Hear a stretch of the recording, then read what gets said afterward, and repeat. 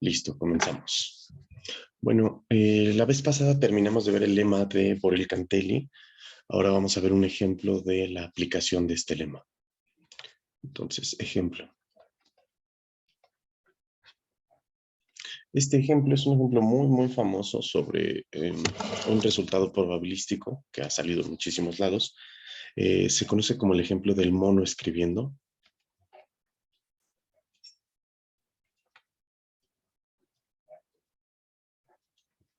Y es una aplicación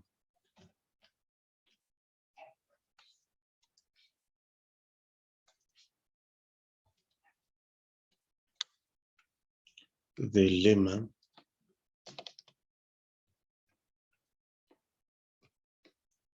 de Borel Cantelli.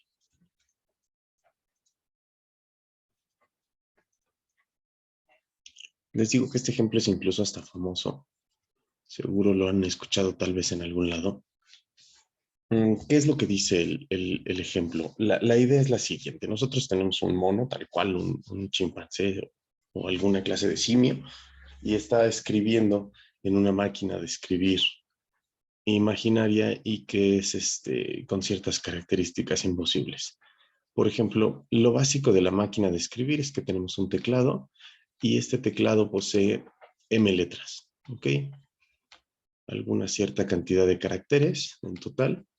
Tenemos M letras, incluidos espacios, acentos, comas, puntos, todo, ¿no? O sea, por letras me refiero a todos los posibles cosas que puede escribir el mono en la máquina de escribir. Entonces, este mono se va a poner a escribir aleatoriamente. La máquina tiene, además de estas letras, tiene una cantidad de tinta infinita.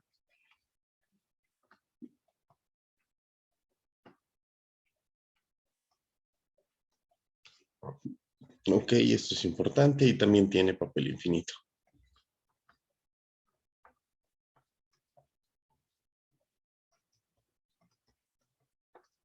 Ambas cosas tiene la máquina de escribir mágica en la que está trabajando el mono. Además de que el mono nunca se cansa, el mono se pone a escribir eternamente sin parar y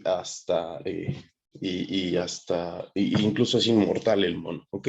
No se cansa, no necesita alimentos, come infinitamente, no come y vive infinitamente este mono. Entonces es todo un ejemplo bastante raro de construyendo cuando hago la tarea.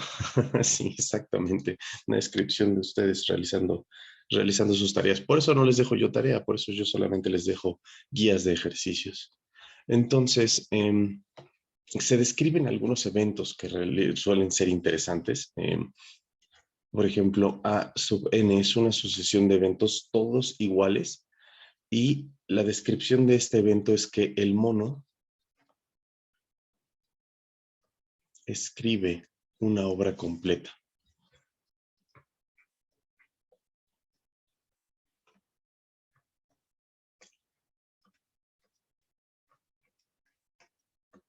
Entonces, el mono va a estar escribiendo caracteres al azar y la idea de este evento, lo que nos dice, es que el mono va a estar escribiendo y de repente en la sucesión de cosas sin sentido que escribe, podríamos encontrar una obra o varias obras completas.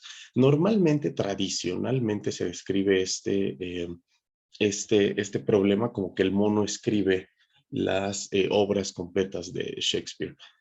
Obviamente esto puede ser un poquito menospreciante de la literatura. Yo siempre digo que este problema se podría traducir a que el mono escribe demostraciones de teoremas que todavía no tenemos, que enuncia y demuestra los teoremas que todavía no tenemos. Entonces, es una obra completa de cualquier tipo.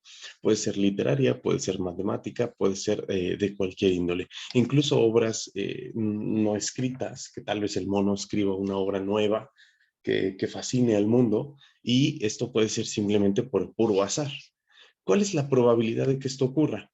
Bueno, la probabilidad de que esto ocurra lo podemos describir al evento A como la intersección de un montón de cosas. Por ejemplo, la obra que yo quiero, o la demostración, o la cosa, requiere cierto carácter puesto en el primer lugar.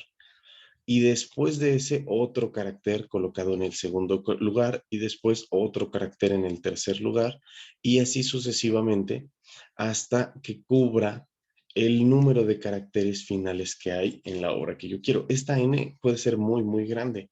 Puede ser que estoy hablando de una obra de, no sé, 5,000 palabras, por ejemplo, o 10,000 palabras en total, que es algo más o menos considerable, un cuento corto de 10,000 palabras, y, eh, y 10,000 palabras y cada una pues puede tener diferentes largos, tal vez en promedio unas 5 letras por palabra, entonces ya estaría hablando del orden de unos 10 millones o de 100 millones de caracteres seguidos que tiene que escribir el mono. Después de todo, la probabilidad de que esto ocurra de forma consecutiva sería el producto de todos ellos, la intersección de todos estos eventos que son independientes entre sí, porque el mono está escribiendo aleatoriamente, totalmente aleatoriamente, sería 1 entre m, que es el total de letras posibles. Entonces, escoger uno en particular tiene probabilidad 1 entre m, y todo esto elevado a la n. Entonces, esto pues es cercano a cero, pero no es cero. ¿Ok? Esto puede ser tan despreciable como queramos, pero no es cero, es algo mayor a cero. Entonces el mono se pone a escribir y escribir y escribir y ¿qué sabemos de esto? Esto es una constante, ¿ok? No depende de quién es n. Entonces, si yo sumara las probabilidades de esta sucesión de eventos, lo que obtendría sería infinito. ¿Por qué? Porque esto es una cantidad positiva, digamos. Esto es un épsilon, casi es cercano a cero, pero no es cero. Entonces la suma de todos estos me daría el límite cuando n tiende a infinito de n veces épsilon. N veces esta cantidad súper pequeña. Hago tender n a infinito y esto se va a infinito. Entonces la suma final se va a infinito porque cada uno de los participantes de esa suma, cada uno de estos, no depende de quién es m. Estoy sumando una infinidad de veces la misma constante y esta constante es de hecho positiva. ¿Ok? Entonces, de lo que se concluye de esto que está aquí, tenemos una sucesión de eventos, que quién sabe cómo es, tal que la suma de sus probabilidades, la serie de sus probabilidades es infinito. Utilizando el lema de Borel-Cantelli, la probabilidad del límite superior de a n, que es lo mismo que la probabilidad de que el mono escriba las obras una infinidad de veces, es igual a 1. ¿Ok? Y recuerden, esta es la probabilidad de que escriba la obra.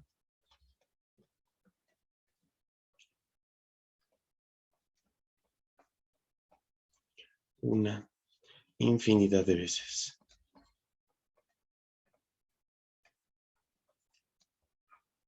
Ok, y es un resultado muy engañoso, porque ya estamos teniendo aquí, bueno, sí, va a escribir la obra, y no solo eso, la va a escribir una infinidad de veces. Entonces, dentro de su seguidilla infinita de caracteres que va a estar realizando este mono, va a escribir de repente la obra sin errores consecutiva, la va a escribir una y mil veces, y después una infinidad de veces esa obra.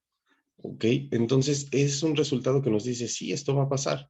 Entonces ustedes pueden decir, ah, bueno, pues me consigo un mono y lo pongo a escribir la obra hasta que le salga, y tal vez le salgan estas demostraciones que estaba diciendo el profesor, o tal vez salga una obra nueva y la publico, me vuelvo famoso, puede ser, pero antes de que lo intenten, tienen que saber que en realidad la obra no necesariamente ocurre de forma próxima, ¿ok?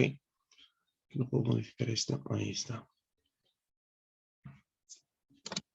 La obra no ocurre de forma próxima. Se han hecho cálculos para encontrar el tiempo que tardaría el mono en escribir la obra. ¿Ok? Y ese tiempo que tarda el mono en escribir la obra es demasiado largo. Entonces, por ejemplo, se han hecho cálculos para obras como las de Shakespeare, que les decía que es el favorito para utilizar este ejemplo. Y el hecho de que el mono escriba una de las obras de Shakespeare toma alrededor de 2 veces la edad estimada del universo, solamente para que escriba una de las obras. ¿Ok? Solamente para ver una de las obras lo tienen ahí. Entonces no es algo que se pueda realizar de forma práctica. Sí, la probabilidad de que ocurra es 1 y va a ocurrir una infinidad de veces. Eso es cierto. Pues los cálculos se hacen simplemente tomando una de las obras de Shakespeare, calculando el número de caracteres necesarios y se calcula el número esperado de tiempo que tomaría que este evento ocurriera. Por ejemplo, en los cursos de procesos estocásticos pueden llegar a revisar el tipo de procesos estocásticos de caminatas aleatorias que van enfocados a este tipo de cosas y a partir de ello se llega a los cálculos que nos permiten calcular el tiempo estimado en el que pueda suceder el tiempo estimado en el que pueda suceder un evento que nos interesa. Entonces, eso es como se realiza. Los BIs, esto de aquí es el evento en el cual el mono escribe el carácter 1 primero, ¿ok? El carácter 1 de la obra que nosotros necesitamos. Después, o sea, después de que escribe el primer carácter, queremos que escriba el segundo, el tercero, el cuarto, así hasta el enésimo carácter. Por eso es que si nosotros tuviéramos una obra de, no sé, 1.000.000 de caracteres, la probabilidad de que la escriba correctamente sería 1 entre m elevado a la 1.000.000. ¿Okay? Que escribe el primero, luego el segundo, luego el tercero, y así sucesivamente hasta que logre escribir todos los caracteres. ¿Sí quedó más claro, Ilse? Sí, muchas gracias. Vale. Entonces, ese teorema que parecía tan raro, es el lema de Borel-Cantelli que nos decía, bueno, la probabilidad de un límite superior es igual a 1, en realidad sí tiene aplicaciones interesantes que nos dicen que ciertos eventos, de hecho, sí terminan ocurriendo. Lo único que no nos ha dicho este lema, y en algunas generalizaciones sí se hace, les digo, son los tiempos esperados en los cuales podemos observar esas situaciones.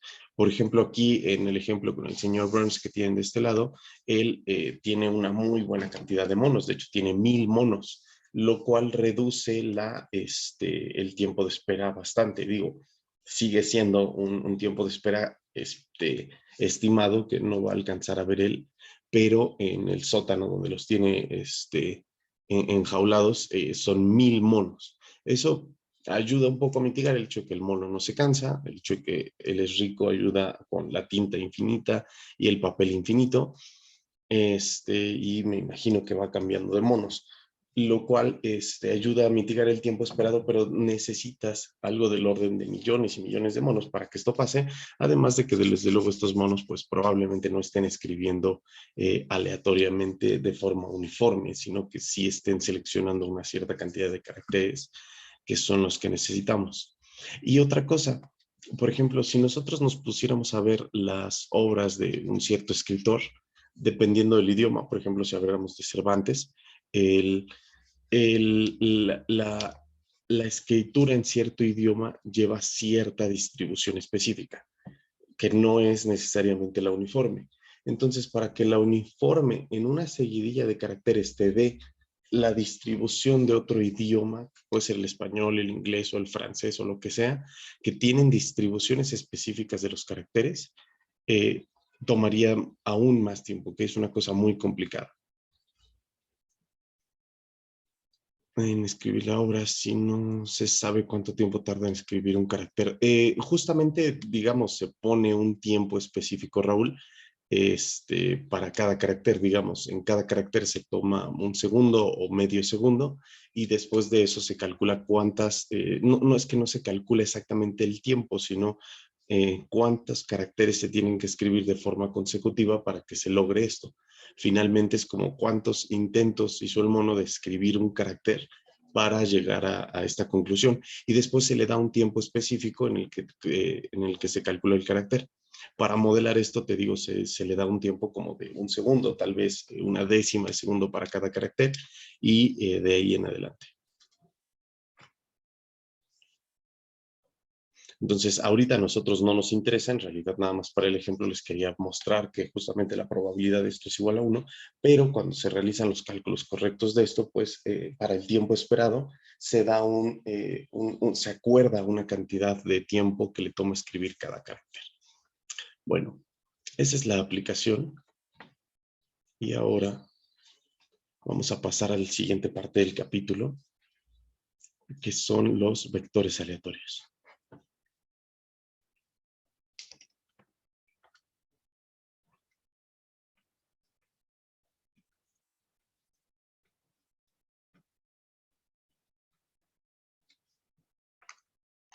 La idea de la parte final del curso de probabilidad 1 es que vean una ligera introducción a esto. Si no vieron nada de vectores aleatorios en el curso de probabilidad 1, no es mucho problema. Nosotros vamos a ver casi todo desde cero aquí. Pero bueno, si vieron algo en su curso de probabilidad 1, pues desde luego que les sirve. Ok, para empezar, una nota. Nosotros vamos a trabajar con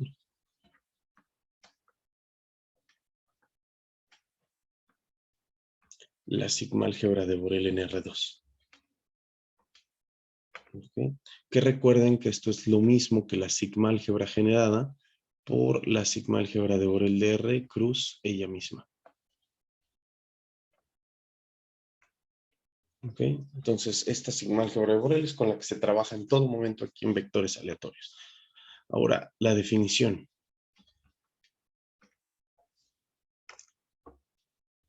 Un vector aleatorio esencialmente lo vamos a trabajar ahorita para la parte para la primera parte en el caso bivariado.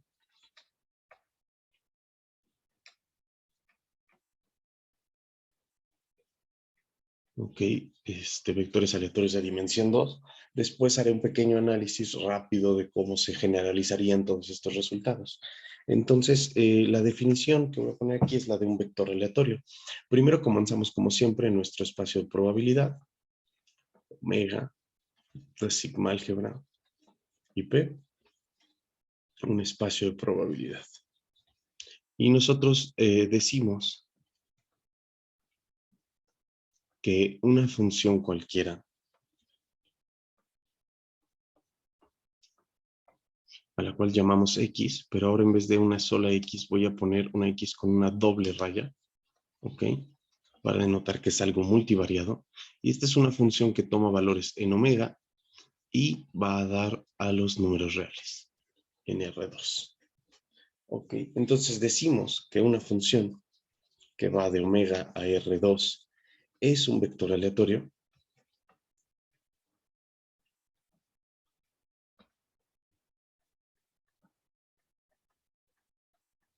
Y de ahora en adelante voy a anotarlo como vec.a, ¿ok? Vector aleatorio. Si cumple que esencialmente es lo mismo que pedían cuando tenían una variable aleatoria, la misma definición de variable aleatoria. Si ustedes recuerdan, eso era que la imagen inversa de cualquier boreliano se encontrara en la sigma álgebra, y esto para cualquier boreliano. Voy a pedir exactamente lo mismo en este caso, pero la imagen inversa va a estar sobre una función de R2 y el boreliano va a ser un boreliano que se encuentra en el conjunto de Borel de R2. Entonces lo que pido es que la imagen inversa bajo esta función X con doble raya de un boreliano B se encuentre en la sigma álgebra. ¿Ok? Y que esto ocurra para cualquier boreliano en la sigma álgebra de Borel de R2. Ahí está.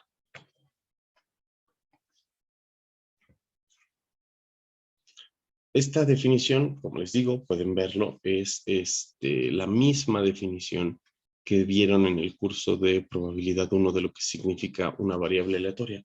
Si yo quitara este 2 de acá, aquí pusiera los rayos, digamos, x, infinito, en vez de estos b's, y dejara todo lo demás intacto, es la misma definición que vieron de lo que es una variable aleatoria.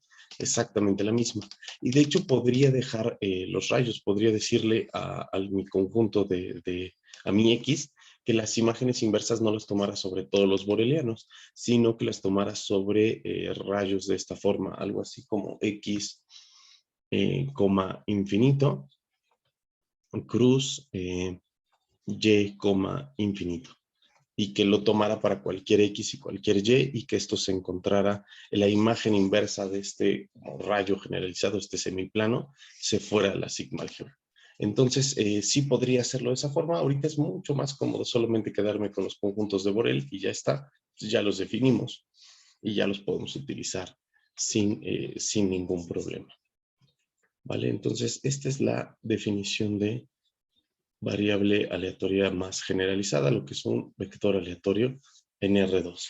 Finalmente, la definición en el caso general, pues no va a ser más que poner ns en donde tengo el número 2, pero debemos empezar trabajando con el caso bivariado. Ahora, un par de notas.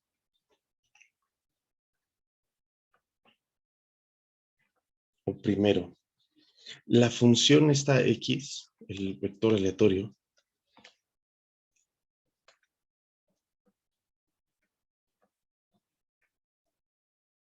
se puede escribir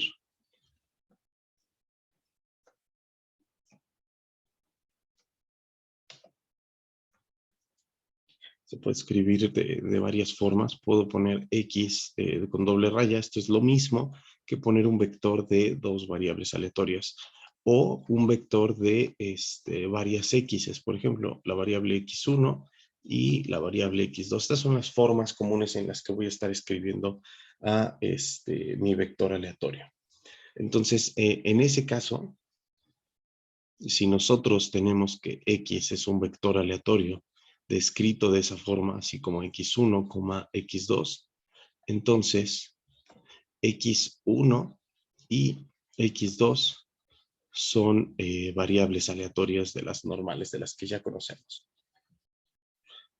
Y entonces, para ese mismo caso, la clasificación entre continuos y discretos aquí es un poquito más complicada porque tenemos varias variables aleatorias, pero normalmente lo que hacemos es decir que x descrito así como está arriba, x1, x2 es un vector aleatorio discreto si x1 y x2 son variables aleatorias discretas. ¿Ok? En otro caso, pues diríamos que es continuo, eso es análogo para variables aleatorias continuas. Lo que queda raro es qué pasa si una es una variable aleatoria discreta y la otra es continua, o qué pasa si una es mixta y la otra es discreta. Bueno, ahí tenemos muchos problemas porque en realidad nuestro vector aleatorio se nos complica analizarlo en ese caso. Entonces, normalmente nos gusta que las variables que componen al vector aleatorio sean del mismo tipo, ya sean las dos discretas o las dos continuas. Y en ese sentido esto es análogo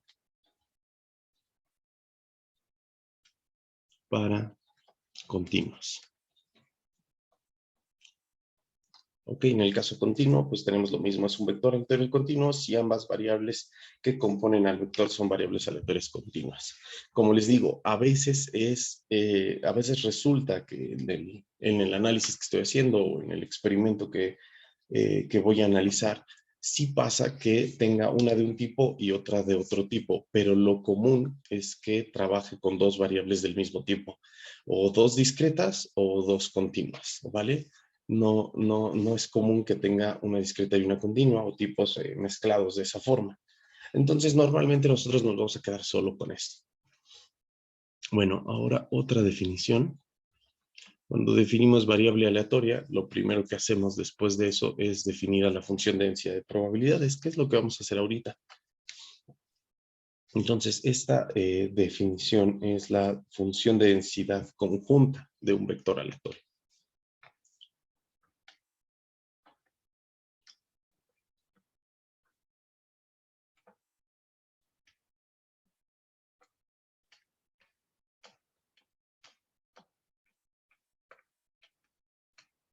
Y la función de densidad conjunta o simplemente función de densidad de un vector aleatorio.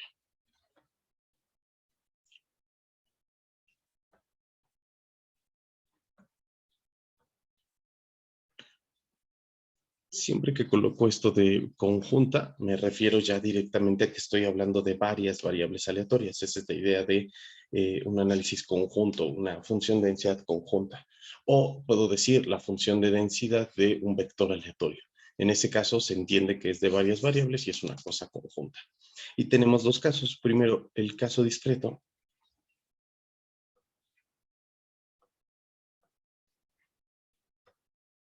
Y este caso discreto lo que va a decirme es que la función de densidad conjunta, es una f minúscula, en el subíndice en vez de poner una variable x pongo todo un vector, y es una función que toma dos valores correspondientes a cada una de las variables, ¿ok?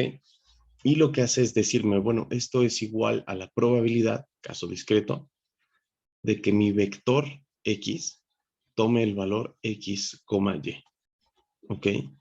Y esto va a ser lo mismo que decir que la primera variable, la x, tome el valor x minúscula y la variable y tome el valor y minúscula.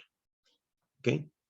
Estoy suponiendo que escribo mi vector de esta forma, desde luego, que lo escribo como la forma variable x y variable y, esas son sus entradas.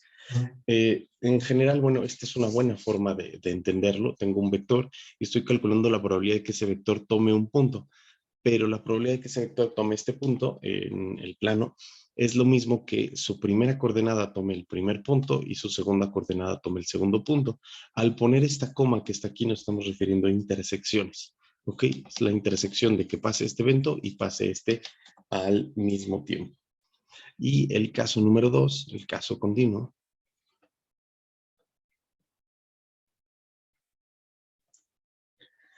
es algo muy análogo a lo que teníamos en el caso continuo. Nosotros decimos que si existe una función, ok, una f, que vaya de R2 hacia los reales positivos, forzosamente hacia los reales positivos, y tal que cumpla que la integral sobre cierto conjunto, cualquiera, digamos, A, de la función que estoy describiendo aquí, respecto de las dos variables, x y y, integrada respecto a ambas, que esto es lo mismo, solamente es la notación que si tuviera yo una integral doble, estoy integrando sobre una región en R2 llamada a una función bivariada x, y, e integro primero respecto de x y luego respecto de y, por dar un orden, ¿ok? Y bueno, lo que yo quiero que se cumpla de esta función es que lo que me devuelva es la probabilidad de que mi vector aleatorio se encuentre en el conjunto A. ¿Ok? Eso es lo que yo estoy buscando. Y si esto se cumple para todo A en los borelianos de R2, entonces voy a decir que este bicho que estoy definiendo aquí es la función de densidad del vector aleatorio. Los borelianos en R2. Entonces, decimos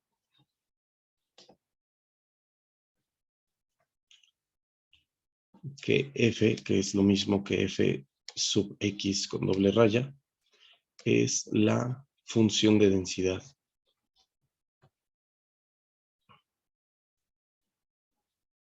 conjunta de X. ¿Ok? Entonces ahí tenemos el asunto en el caso discreto y en el caso continuo. En el caso discreto, la función de densidad, como era de esperarse, como era en el caso de variables aleatorias, la función de densidad me devuelve directamente la probabilidad de que ocurra algo, y algo concreto y directo, la probabilidad de este evento que está acá. En el caso de el caso continuo, la función de densidad valuada no me va a dar ninguna probabilidad, pero si yo le integro sobre cierto conjunto, si yo le integro sobre sobre cierta región, me va a dar la probabilidad de que el vector se encuentre en esa región. ¿Ok? Ya las razones por las cuales pues no calculamos probabilidades concretas de una u otra situación pues son las mismas de las cuales pasaban cuando hacíamos variables aleatorias continuas, variables aleatorias discretas. Por ejemplo, recuerdan que las variables aleatorias continuas no podían tomar probabilidades específicas de un único punto, y entonces calculábamos probabilidades sobre regiones completas, ¿vale? Y con esta definición, pues podemos dar una definición de lo que es el soporte. Entonces, con esto, nosotros vamos a decir que el soporte de un vector aleatorio, digamos X, es igual a los puntos en R2, X, Y, tales que la función de densidad del vector aleatorio es mayor que cero, mayor estricta que cero. ¿Okay? También se pueden utilizar otras opciones para soporte. Hay una cosa que es como una especie de soporte extendido. Cuando veamos algunos ejemplos, esto cobrará sentido. El soporte extendido es el producto cruz entre la el soporte de la primera variable y el soporte de la segunda variable. Entonces, en ese caso, tendríamos que, de hecho, el soporte de la variable, el que yo estoy definiendo acá, está contenido en el soporte extendido. ¿Ok? Y normalmente nosotros utilizamos este.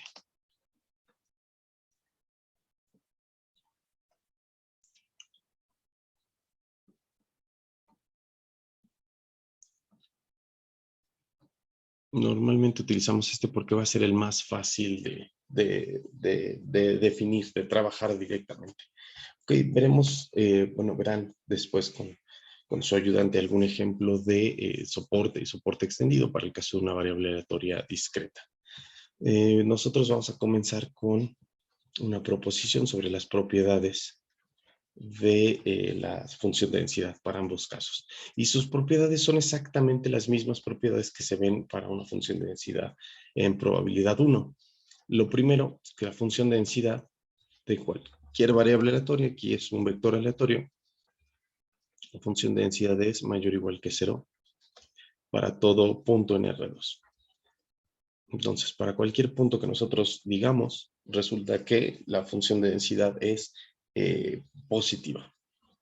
Y el punto número 2, inciso A, en el caso discreto,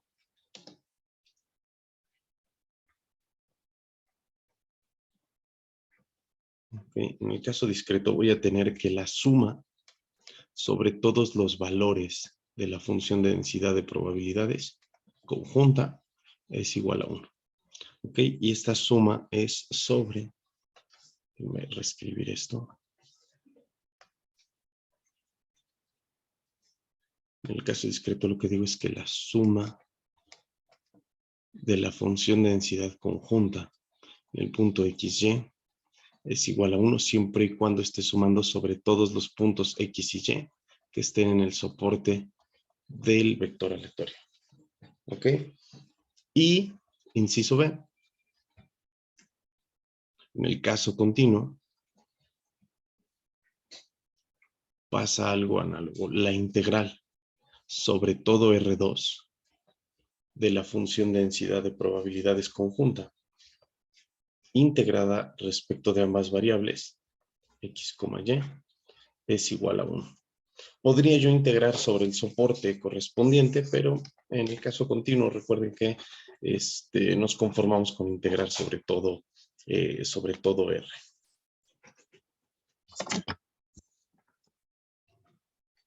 Ok, entonces, esta es la proposición. Vamos a probarla. La demostración en realidad es algo bastante sencillo. Es la misma demostración, exactamente la misma demostración que hicieron en probabilidad 1 para probar estas dos cosas. En el primer caso, f de x en x, y es igual a la probabilidad de que ocurra algo, particularmente esto, Entonces es algo mayor o igual que 0. Ya está. ¿Ok? Y esto es para el caso discreto.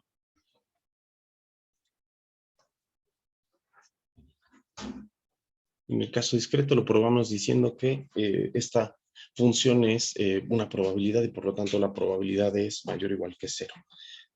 Noten que acá, en el caso continuo, nosotros ya dijimos eso. En el caso continuo, la función va a dar a los reales positivos. Entonces, lo menos que podría ir a darme es un 0. Y f de x, en el caso continuo, es una función que va de R2 a R más, reales positivos. Y ya está. ¿Ok? Este es el caso continuo.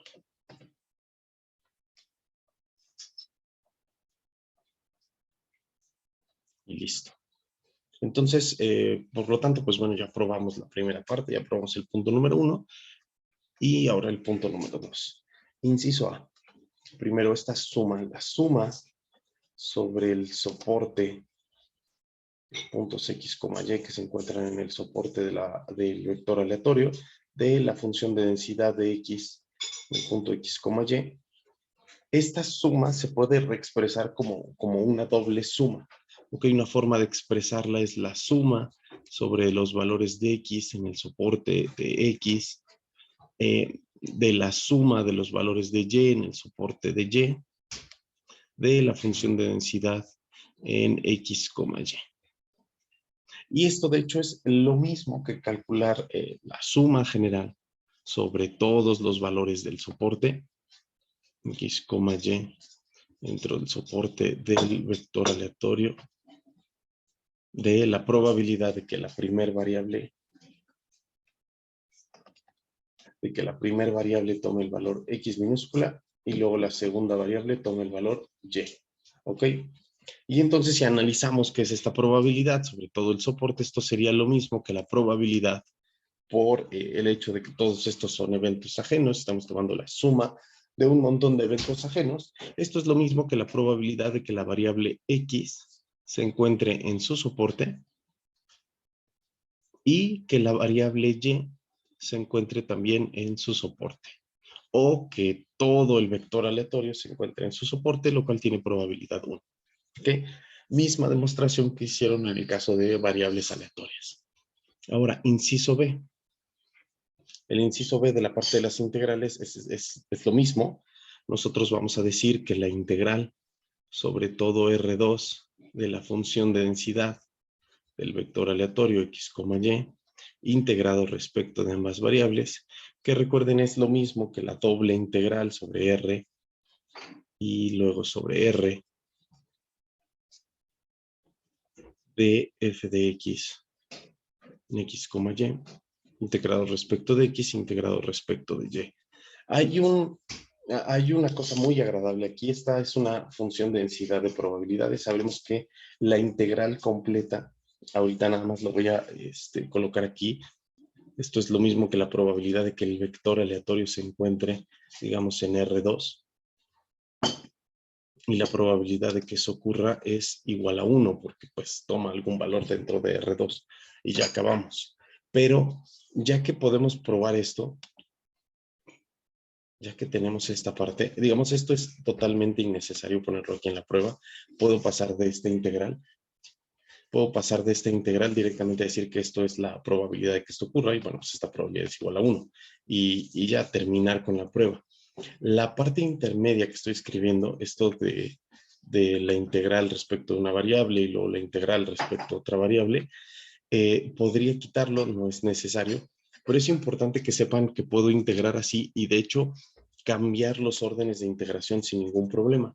El hecho de que esta función sea positiva y que además la integral sea acotada, la integral completa, sobre todo R sea acotada, me permite por el teorema de Fubini-Tonelli intercambiar los límites de integración siempre que yo quiera. Entonces una función positiva cuya integral es finita y acotada siempre me va a permitir hacer los cambios en los límites de integración y la integral siempre va a ser acotada porque ya probamos que sobre todo R2 la integral da 1 y es una función positiva, pues ya lo probamos en el inciso 1.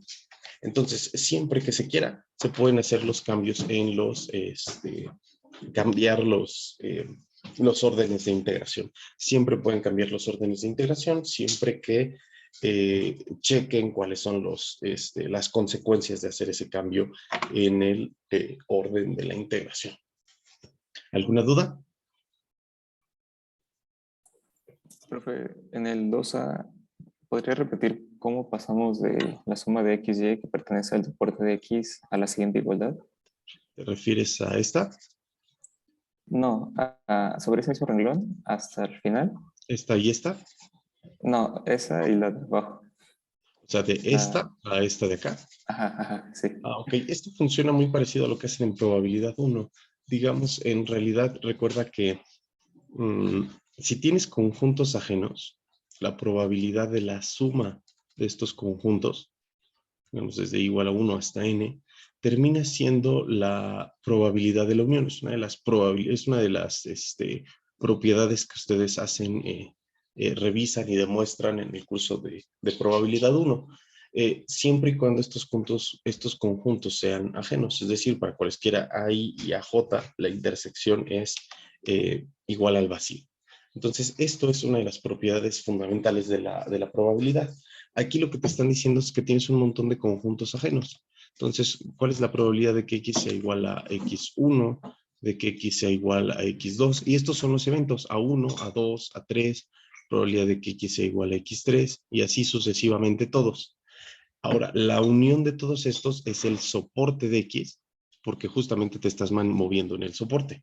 Justamente estás diciendo, dame todos los conjuntos de esta forma que están dentro del soporte.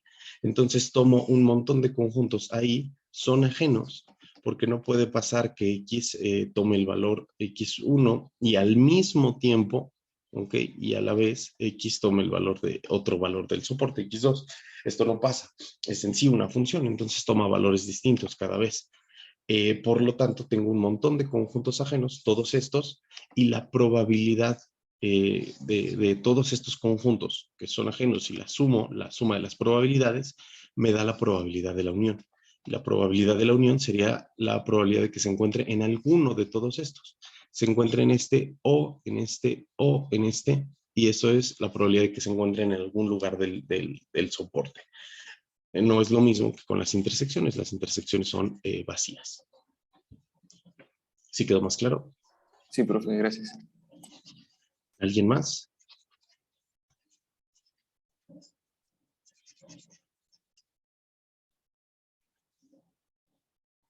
¿Seguros? Ok. Bueno, pues terminamos por ahora. Ya nada más nos faltan ver funciones de densidad marginales y función de distribución conjunta y las propiedades de la función de distribución conjunta. Entonces ya con eso estaríamos por terminar los temas del primer parcial. El lunes yo creo, de todas maneras les enviaré un mensaje. Yo creo que el lunes habrá ayudantía para que puedan checar sus dudas de la guía. Entonces, si quieren aprovechar el día, pues empiecen a trabajar hoy y el fin de semana, si quieren, en sus guías de ejercicios, para que el lunes puedan platicarle al ayudante las dudas que tienen. Conmigo nos vemos el martes, y el martes vemos estos dos temas que les digo que nos faltan, marginales y distribución, y con eso ya estaríamos, yo creo que en 2 clases terminamos los temas para el primer parcial. No, todavía no. La siguiente semana quedamos de acuerdo. Yo creo que el martes ya nos ponemos de acuerdo cuándo es el examen parcial, principalmente para que ya estén trabajando fuertemente la guía de ejercicios. Ahorita con lo que les he dado, hasta ahorita como estamos, ya podrían hacer el 80% de los ejercicios. Entonces, si se ponen a trabajar en la guía, pues podrían decirnos qué tan pesado o qué tan ligero lo están sintiendo, y de ahí vemos cuántas ayudantías necesitan o cuántas clases de asesoría de esto necesitan para que podamos agendar un examen. Entonces, el lunes trabajen con las dudas con Fer, y el martes nos vemos para terminar los temas. Martes y jueves terminamos los temas, y ya de ahí, bueno, las ayudantías de la semana van a ser solo para dudas. Entonces, bueno, pues terminamos. Voy a terminar con la grabación y nos vemos